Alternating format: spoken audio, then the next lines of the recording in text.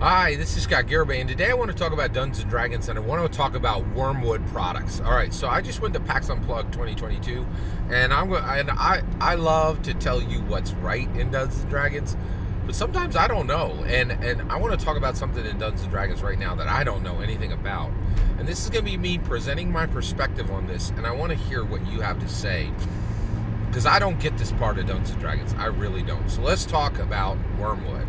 All right, so first of all, if you don't know what Wyrmwood is this incredibly high-end dice accoutrement company, right? So and actually, you know what? I'm not even going to talk. So fancy dice are their own thing, and I'm not even going to talk about that part in this D&D. Let's keep it in this D&D video. Let's keep it just focused to Wyrmwood, okay, and their products. So I ran 1 hour Dungeons and Dragons at PAX Unplugged 2022, and I ended up having a 1 hour D&D session that only had one player in it. Now, actually, I had a sign up sheet for 4. It actually filled, and it had 2 people on the waiting list, right? But the reason I ended up having one person is that was the only person who could find the room. Right, so PAX is huge. It's at this Philadelphia Convention Center, and literally they had to go to a room, read where it was, and then realize, oh, I'm in the wrong room, and I have to go around. I literally have to walk 2 hallways down, and there's a turn, and right. So I had a great one-on-one 1 hour Dungeons and Dragons session where I did an entire adventure for this person, and they were thrilled, and I was thrilled. It was a real joy, right? So it's just a one-on-one. And the person, you know, but at the end of the session, when the 1 hour D&D, and by the way, I love this about 1 hour D&D. 1 hour D&D is always 90 minutes. People stay 20, 25, 30 minutes afterwards, or they'll come 10 minutes early. And so 1 hour D&D has 15 minutes on the front, 15 minutes on the back. It's always 90 minutes. And get this, if you're running a 4 hour game, you got the same problem. You're actually asking 4.5 to 5 hours of people, which is just ludicrous. So this person afterwards, I said, oh, that's a really nice dice tower, and they're like, you got no idea. And they talked to me for 20 minutes selling me on this Wyrmwood product they had just bought, right? Or actually, no, not that they had just bought. They bought it a year back, right? And they had just used it in the game, and it was this incredible Wyrmwood. It had to be made out of oak, some kind of special wood, and it had a tray where the dice would fall into it, but it all packed up into this awesome, neat little cube, and it had a leather strap, and you would connect it to the level, and you would just like boop and connect to the. By the way, the guy wasn't even using the leather strap because this dice tower, and after he sold me on this thing, and like he just like raved about this Wyrmwood dice tower, right? It's like oak crafted, incredibly compact and effective dice tower, right? But the problem, and I was like, that's great, man. Like, so they're upstairs. I know where their booth is. How much was this? And then he just went on and talked for 10 more minutes and never said the price. I'm convinced that thing was $200. I think he has a $200 dice tower. Even if it was $100, right? It's a $100 dice tower, right? So here's my question to you, right? I don't have Wyrmwood products. I don't own a 50. The most expensive pair of dice I have cost $15, right? And they're literally plastic from Chesnut's, right?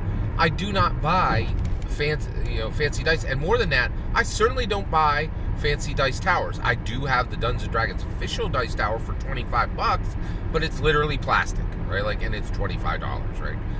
My question is, what is this part of the market for, right? Because, and I don't understand who's buying these, and also, when would I ever buy this? And the reason why I never even stop at the Wyrmwood booth, and why this guy did not convince me to buy Wyrmwood, is here's why. Okay? If it's $100, that's 3 D&D books that I can buy at $32 a piece with $4 left over on Amazon. By the way, I'm really not buying. I'm just being transparent with you. I'm not buying from my FLGS anymore.